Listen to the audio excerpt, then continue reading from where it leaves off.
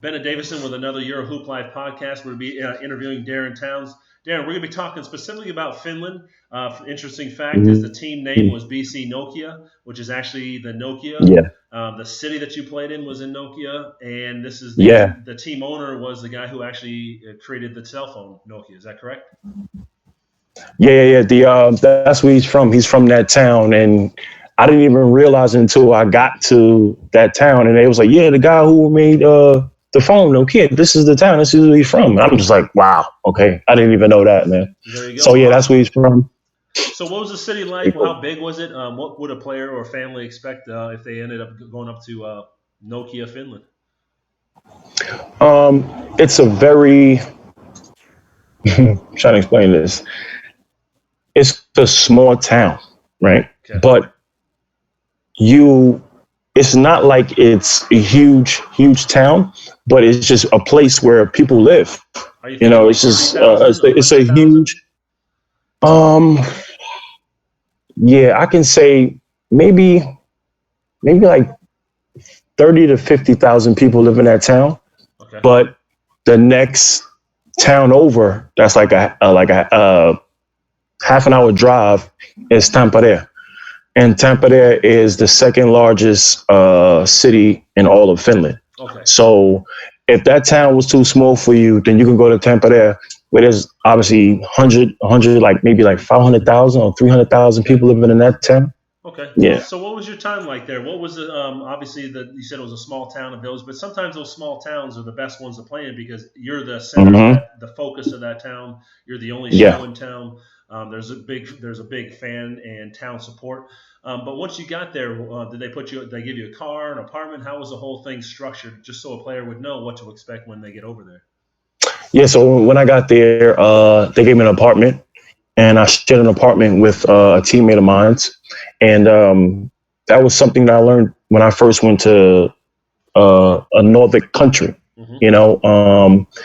When we got there, we had lunch, and the manager of the club, he was eating a cheeseburger with a knife and fork. And I'm like, listen, I'm American. I've never seen anybody in America eat a burger with a knife and fork. Yep. We went to a Hard Rock Cafe in France, and someone was eating some ribs with a knife and fork. I was like, that's not how you eat ribs. You pick it up and just shove it in your mouth. Yeah, man. So, that was pretty interesting. But when they showed us the apartment, this is where it blew my mind, because I was just like, damn, mama, I made it. Like, we get into the house, you take your shoes off. Everyone's house apartment is so clean because everyone take their shoes off at the door. So you really don't have too much mess or anything in apartment floors, and it's smooth and it looks nice. Yep.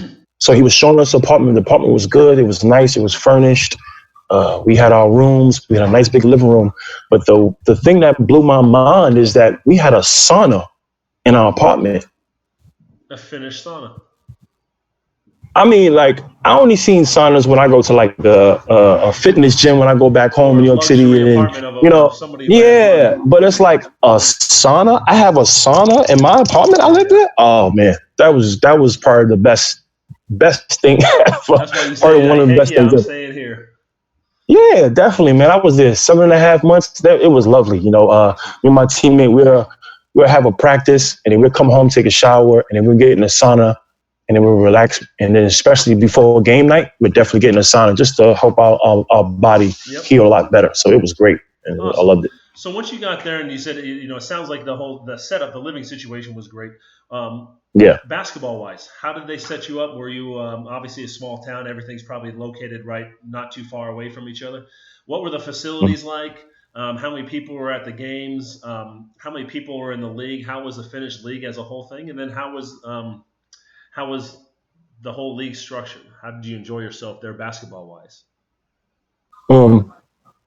There were a lot of people up there in Finland who plays basketball, and people tend to forget this, that because you're in Europe and you don't see basketball that much, or you don't see it on TV, you don't hear about it, there's still a huge basketball community. So there's people all over the country in Finland who loves basketball, who's into it. That's why they play that sport. So it was still competitive. And of course, I think European players are a lot more smarter, and they learn to play the game the right way. So it was not a problem to play. It's just that you bring in these other guys who just bring a little bit more edge, a little bit athletic, or to play a little bit harder or really strong or whatnot. So that's really all it was about the pieces. And it was pretty good. We had about maybe 12 teams or 13 teams in that league.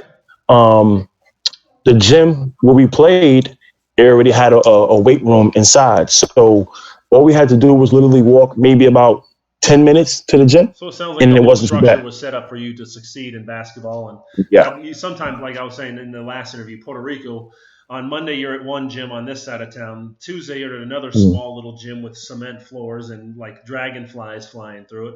Then on Wednesday you play a game in this one arena, and you have to share the basketball time to be before the games, because I think out of that league 12, there's 6 games and they start at 1 o'clock until go till 10 o'clock. So it's a very Yeah. sporadic, organized. Sounds like the team is structured for you to be able to eat, breathe, sleep basketball up there. Yes, definitely. It was structured. It was the right way, man. It was good. I liked it up there. Awesome. And so let's finalize with it. Obviously, a team with a big sponsor like Nokia, a well-known name. Didn't sound like, was there any issues with financial payments being on time? Um, no, no. That was another country, another club that I played for that I was paid on time. Okay. Financials is not a problem. They set me up with a bank account. Like in the first 2 weeks I was there, um, they didn't give me a car because I don't know how to drive stick shift. Yeah. So yeah. So it was crazy. So it's either I was taking a cab to go into Tampa there, or I had a friend to drive us into town or whatever. So or get on a Awesome. bus or Well, something. let's wrap it up. Like, how would Yeah. you? What would you recommend? Any little last tidbits of information that maybe a player want to get in contact with you and be able to say, "Hey, I'm heading off to Finland to play for this team, Nokia." What Yeah. types of information would you give them?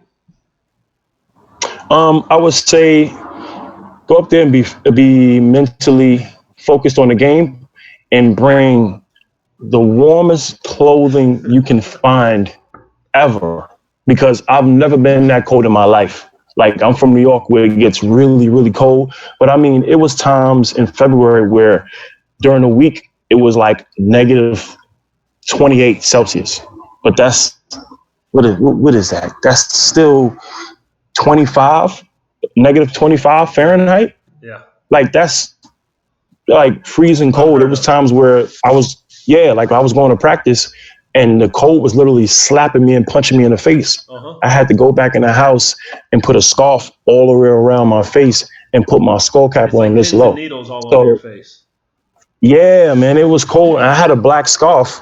And then when I got into the gym, my scarf was like white all around because it was just really that cold, man. Like it was. So I would just say, just go up there, be focused, play hard, and always keep working out. But then also bring all the warm gear, thermals, Outstanding. socks, gloves, skull cap, everything you can think of. Bring a blanket if you can, man. It's freezing up Well, there. let's wrap this up. I mean, I was a similar situation. I was living in Tucson, Arizona, so it's 112, 120 on an average day. Then I went and played in Australia where it was summertime down there. Came back to Tucson where it's, Mm, there's days where it's 122, and then I go to Slovenia where it's like negative 8 degrees, and it was like I had no clothing to prepare. So like I can relate to that situation where you're like, damn, this ain't. I'm not used to this. But Darren nah. Towns, thank you for your time and energy. I'll leave your name and information. People, like you said before, they can reach you on Instagram. They can find you on LinkedIn. And I think you're a Yeah. wealth of knowledge for some of these countries. Thank you for your time. No worries. Outstanding.